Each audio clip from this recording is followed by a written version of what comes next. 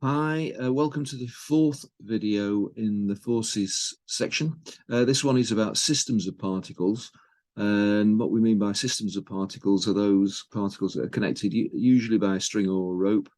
And the point is that all these particles will share the same acceleration.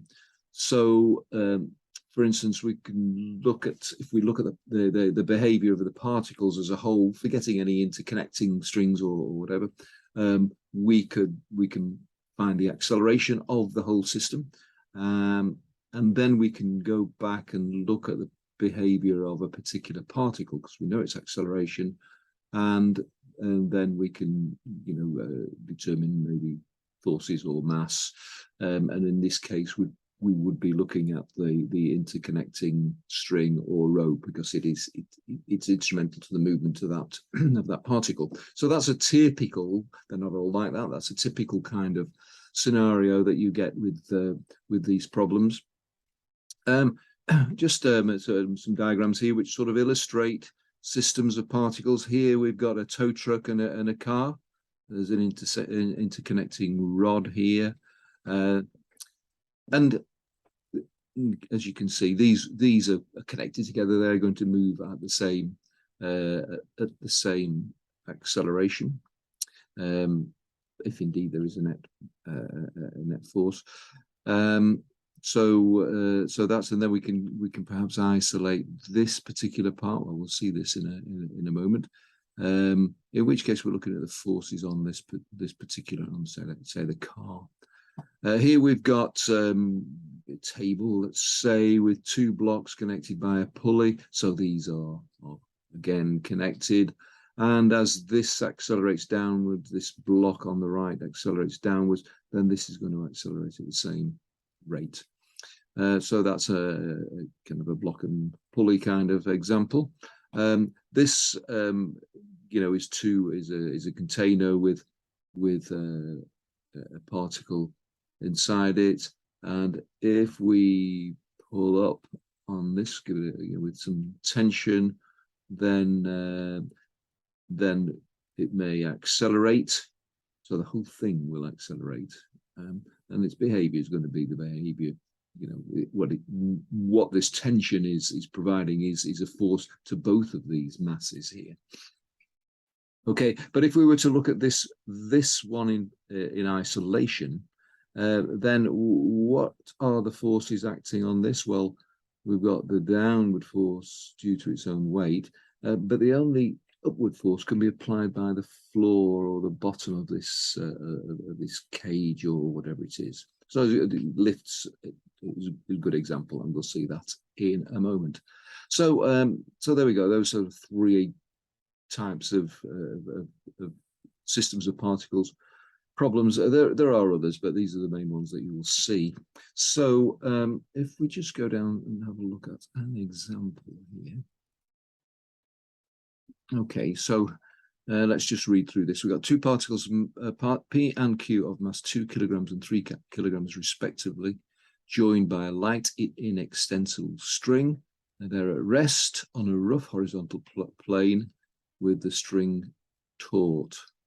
A constant force F of magnitude 30 is applied to Q in direction PQ. This grey box around here, actually, I've added this on. It's not on the original statements of the problem, but it just, to be honest, it saves me drawing a diagram, which is, I know I said that I recommended not to do, but I just ran out of space. So, so just to illustrate really that, we're sort of thinking about this as a kind of an entire system, or we can do if we choose to. So the force is applied for 3 seconds, and during this time, Q travels a distance of 6 meters, and then the coefficient of friction is mu, which we've got to find in part B. So this not untypically requires a bit of kinematics before you actually get into the actual forces problem. If you haven't done kinematics yet, then the thing to do is to look at the kinematics section. But the problem could just sort of say that the acceleration is 1.5 meters per second. We've done the calculation here using the S equals ut plus a half at squared equation. Substitute t, s, and u into there, u being the initial velocity, and basically this pops out a equals 1.5 meters per second. So we're going to use that in the rest of the calculation. But watch out for that in these examples. Yeah, there often is an element of kinematics included in them.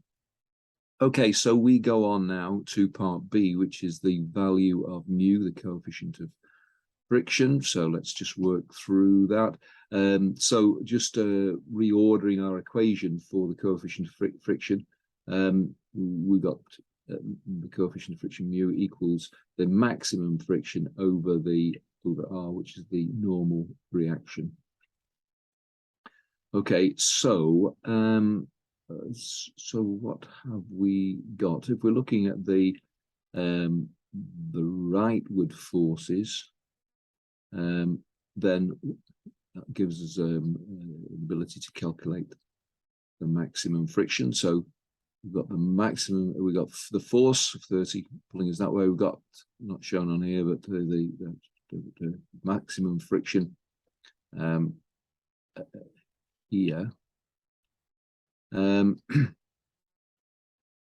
So the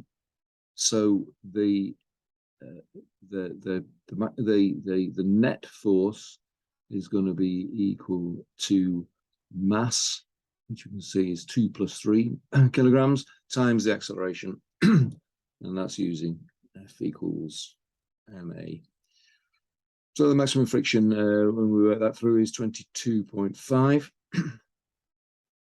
We also note that the reaction force, there's only these the weight of these two things bearing down, so upwards the reaction force must be equal because it's not moving in the up-down direction. So the reaction force is 5g. That's basically the weight, isn't it, of those two particles together. So so therefore mu, just following this through, we've got mu equals fx, which is this we've calculated here, divided by r, which we've calculated here, 5g. So we're going to use it in that form, but if we were to work this through using g equals 9.8 meters per second, then we get the coefficient of friction is equals 0.46 to 2 decimal places. Quick sanity check, is it between 0 and 1? It is. So hey presto, that looks good, and in fact that's okay. So part C, the tension in the string. All right, okay, the systems of particles. Now what we're going to do is we're interested in this tension in this string here. It just said, incidentally, for this F, it doesn't say it's being pulled by a string, it just says the force is applied. So when it says the tension, then it's obviously referring to this interconnecting string here. So if we just look at the diagram for Q on its own, we could choose Q, we could choose P. I mean, there's a little bit of a judgment call as to which is going to work out easier. The answer will be the same for the tension regardless. But here we can see the opposing forces in each direction. So that's that's probably the easiest one in this situation. So we've drawn the particle here, that the 3 kilogram one.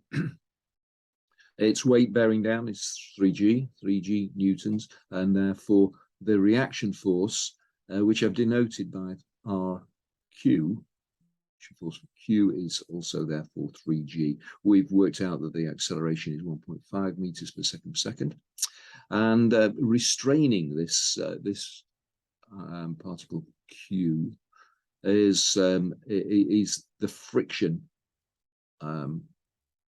The maximum friction, and then the tension as well.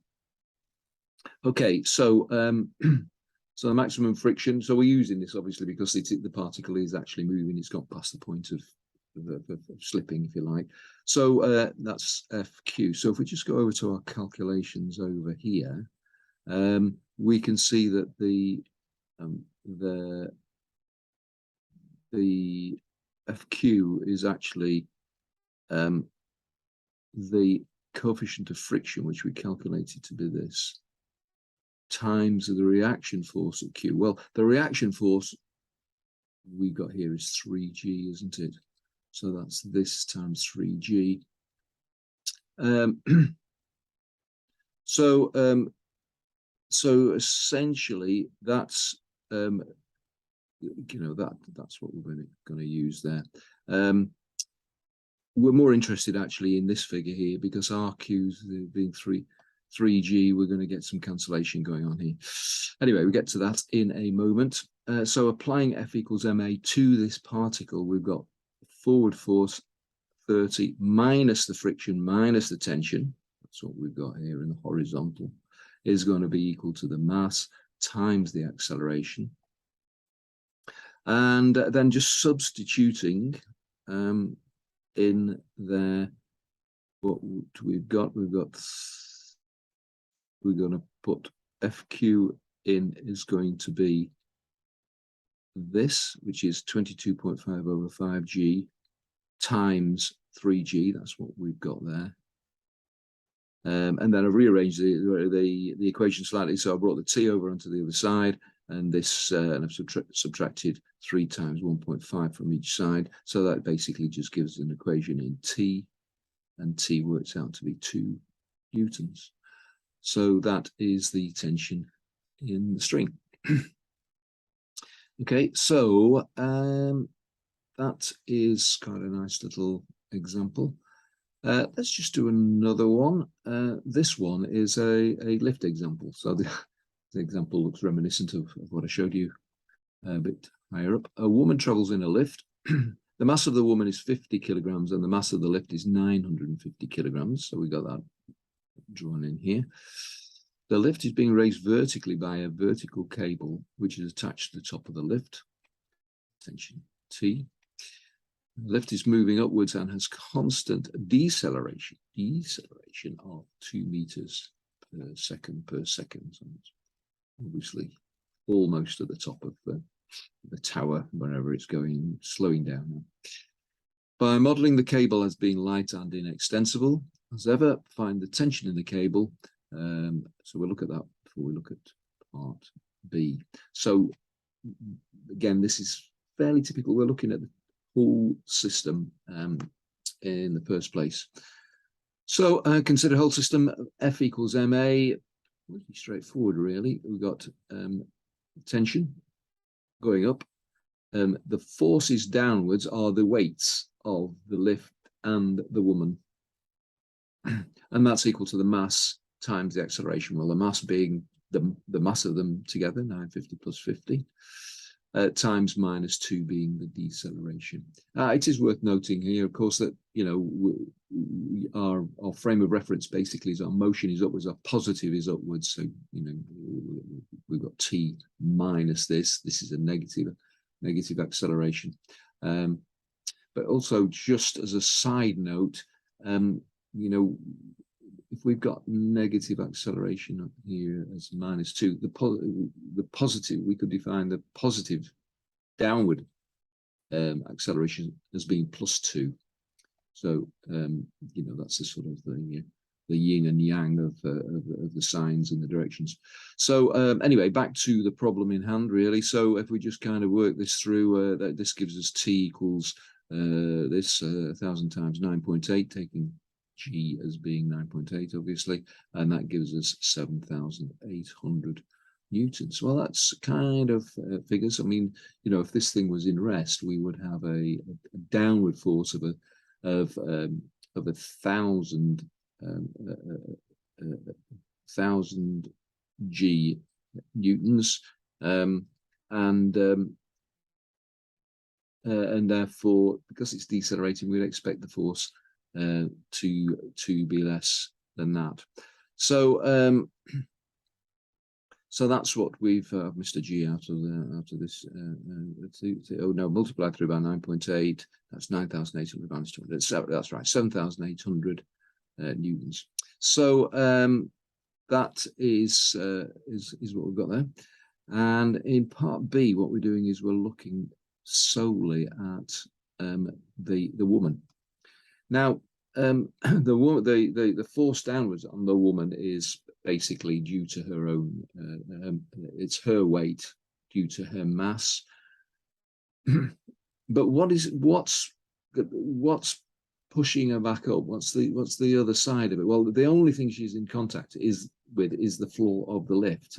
So so her reaction force up from the floor of the lift is the only thing that's pushing up on her. You know, she's not attached to the cable, is she, or any other part of the lift.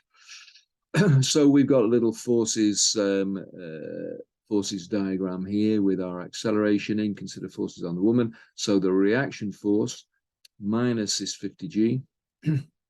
So a reaction force minus her weight is equal to her mass times her acceleration, deceleration obviously.